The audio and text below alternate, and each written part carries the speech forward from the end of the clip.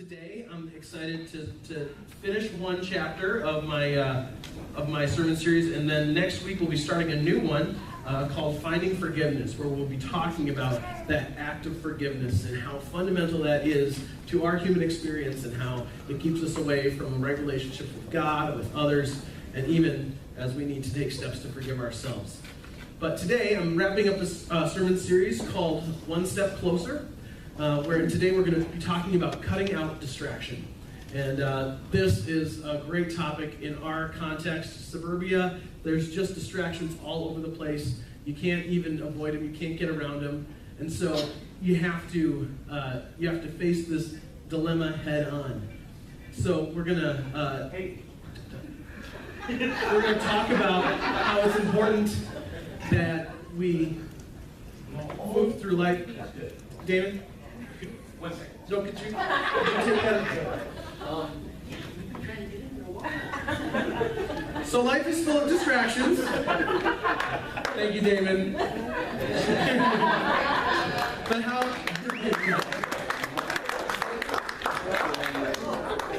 how far from unusual is that? I mean, you can tell just from his example, Damon is really comfortable at taking phone calls at inopportune moments. Because that's the life we live. There are distractions all over the place, and we all have this sense that there's too much. Distracted driving is a huge problem. It results in dozens of car accidents each day. In fact, my very first car accident was a result of distracted driving. I was in my first car, a white, mostly white, with some rust coloration around some of the edges. A 1988 Cavalier. Yeah. Oh yeah. Oh yeah. I use that. Exactly. And I was driving home from a doctor's appointment, and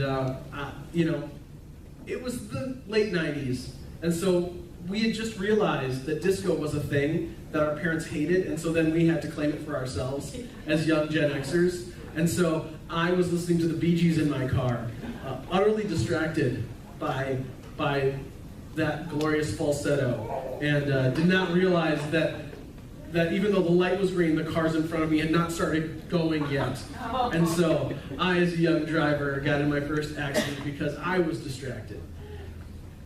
But there's a new phenomenon called distracted walking.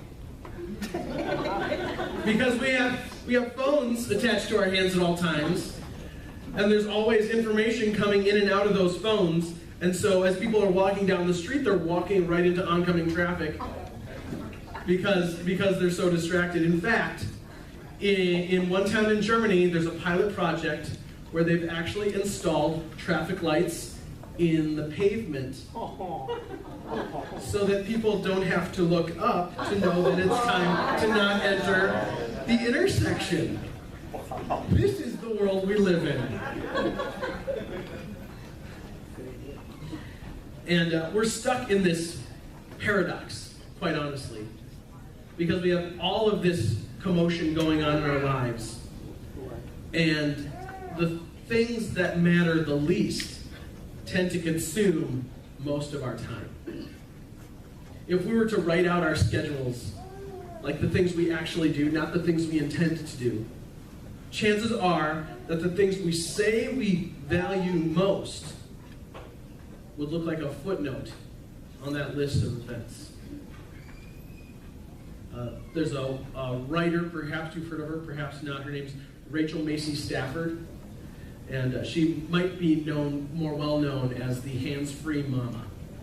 She started writing a blog about 5 years ago when she realized that everyone was coming up to her and saying, "You are incredible. How do you do it? How do you hold it all together?" Because she was finishing a master's degree, and she had two well-adjusted, successful children that hopped from activity to activity. She was on the board at church, and with all of this activity, she somehow ran that household like a well-oiled machine.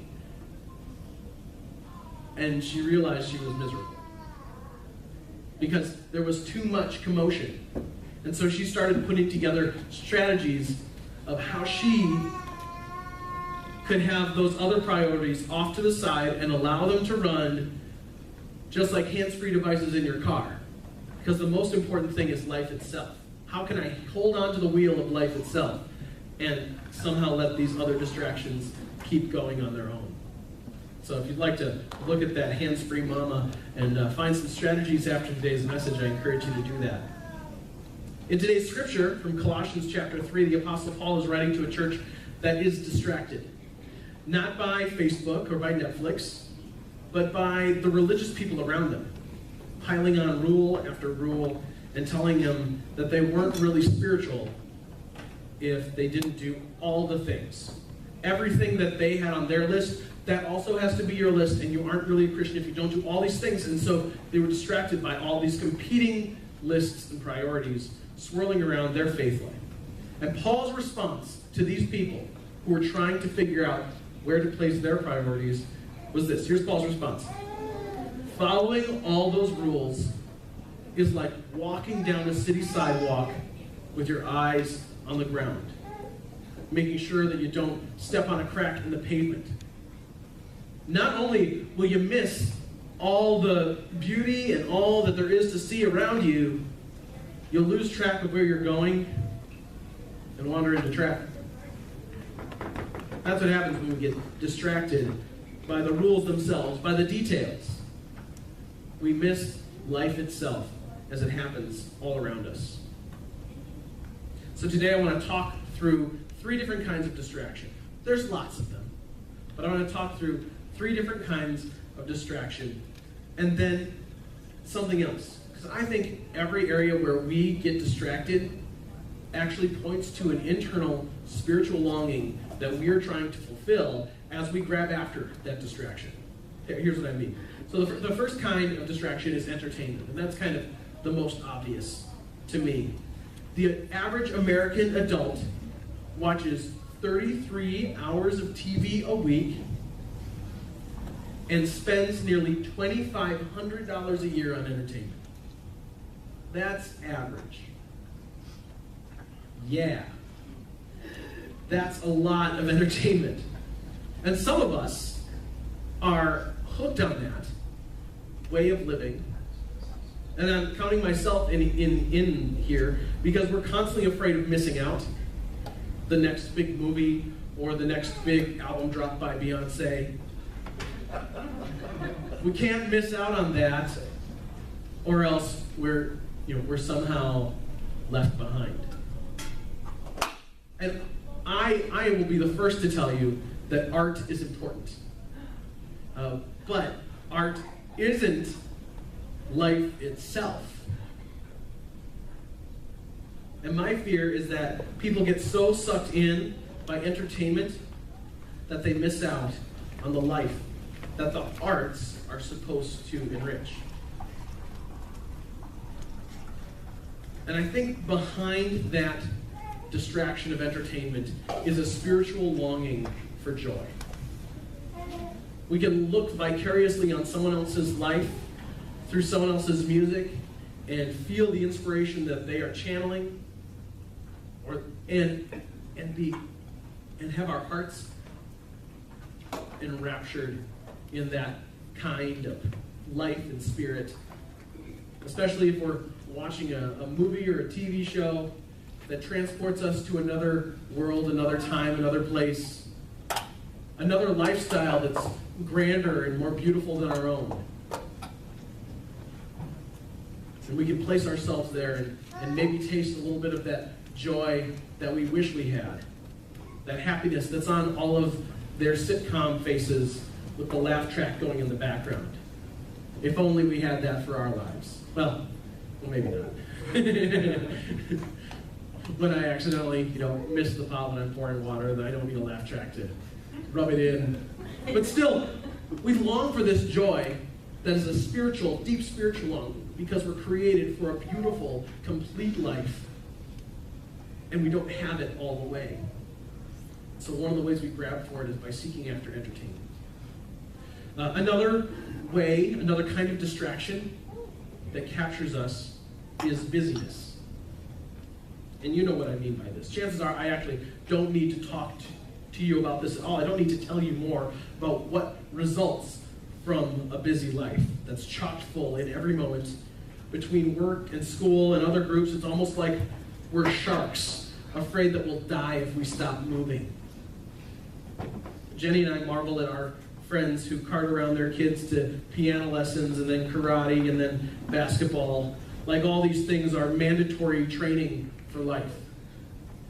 I was talking with a friend I hadn't seen in a while this past weekend, and she said, "How's it going?" I said, "Good. It's busy as usual." And what I meant by busy is I'm a pastor, and so church things, and I also have 4 children, so just kind of all of that together is this busy package of life that keeps me moving pretty much all the time. And my friend said to me, "Oh, so you have the kids and all kinds of activities then. Tell me about them." Her assumption was that I am running my kids ragged, and that's why I'm so busy, is because they are running the paces, because that's our expectation of what it means to live a successful life in our context real often. Is that, yes, I'm insanely busy, and I keep it together, and I show up with my hair done and my nails perfect every single time. Which is not hard for me, but more complicated for some of you moms out there. And I think that all of that busyness, all that commotion, all that wheels spinning, points to a spiritual reality too. Just like our search for entertainment points to our need for joy, our quest to stay busy points to a spiritual need for fulfillment. We want our lives to mean something, right? We all want our lives to have some sort of depth to them. That it's not just, I was here and then I'm gone and I've left no imprint on the world. And so we look under every rock. We look in every nook and cranny of the activity that's happening in our communities and in our friend groups and in our peer groups and our church for the thing that makes life full. So we fill our lives with task after task after task. And we want our children to feel fulfillment. And so we give them the same gift of an insane schedule so that they can feel fulfillment as well. We cart them from karate to piano to basketball so that their lives are just as full as our lives are. Now, if you have a child who's passionate about karate or piano or basketball or all 3, then it's your call as a parent to decide if they have the bandwidth to handle all these commitments or none of them at all. But you have to do it with the knowledge that these things are not ultimately what bring fulfillment to you or your children or to anyone's true, heartfelt soul needs. Fulfillment comes from the one who poured life into us, who breathed breath into our very lungs. And any substitute for that kind of fulfillment from the love of God is just a pale reminder of how desperately we need the love of God. And with all those plates spinning in life, it's hard to be attentive to that often soft, gentle voice of God. It's real common to talk about how God speaks when you're in church settings and things like that. We talk about it, but not many people actually experience the voice of God speaking to them. And I wonder if that's because we have so many other voices clouding the atmosphere. So, we're distracted by entertainment, we're distracted by busyness. We're also distracted not by something outside of us, but by something inside of us. We're distracted by self. We're distracted by our own self-interest pushing us to do what makes us happy immediately. If we're honest, the biggest distraction that holds us back from the kind of relationship with God and others that we say we want is our own selves. We seek pleasure, we seek security, we seek distraction that diverts our attention away from the mess that's inside us. And there's a deep spiritual longing that rides underneath that current. We get distracted by our own self because we are clawing for a spiritual dimension called identity. We want to know who we are. And so until we know that for sure, we try everything to make the person that we understand ourselves to be as happy as possible. But when we put ourselves first, it's because there's an underlying need for affirmation. We want to believe that we are good, that we are worthy of love. But then we see the people that we are as we walk through life like watching a movie through our own eyes.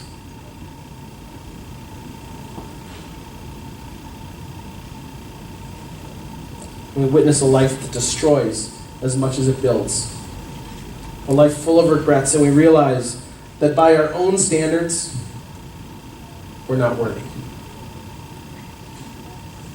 That if I knew everything about someone else that I know about me, I would unfriend them. But Jesus gives you divine worth. God came to earth in Jesus to be with us, to be close to us, to embrace us. Not as we hope to be someday, not as we work hard to try and achieve, not the person we are on the other side of winning a championship or getting the promotion or finishing our lawn and landscaping obligations.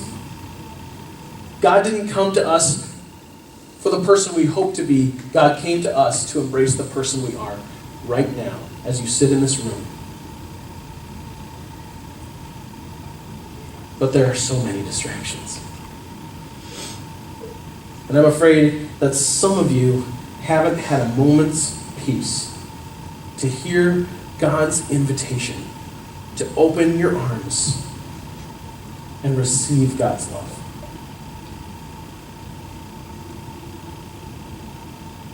So here's your homework for this week. Set aside some distraction-free time. Turn off your phone. Go someplace alone. And just do it. You decide how long you need. I can't be the arbiter of what distraction-free time looks like for your life. And if that means you have to get someone to watch the kids, do it. If it means spending your lunch break in the broom closet, do it. Use that time however you feel you need to. Use that time to talk to God. That'd be one good use. Use that time just to hear your own thoughts. And it's amazing when you actually stop and reflect on what the processes are in your own head. You can say, that's crazy. Why do I think that way? But often we're so busy going, and living off the vibe of the world around us and all of its commotion.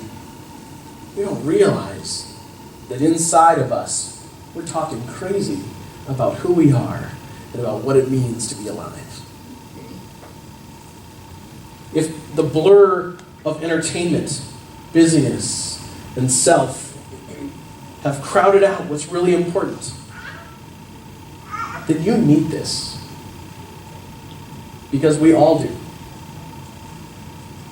We are not built for lives of distraction. When you think about our ancestors foraging for food in the wilderness, distraction equaled death. Oh, there's a squirrel over there. Saber-toothed tiger. Like that. See?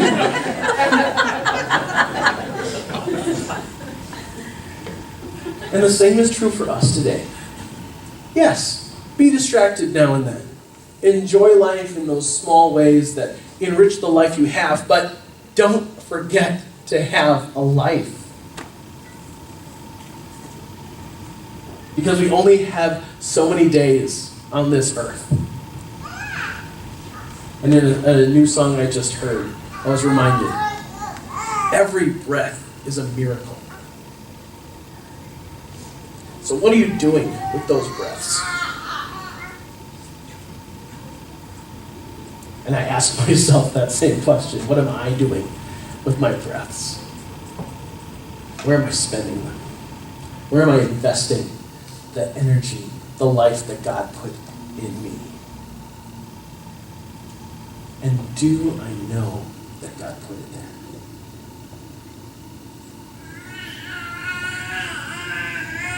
Pray with me.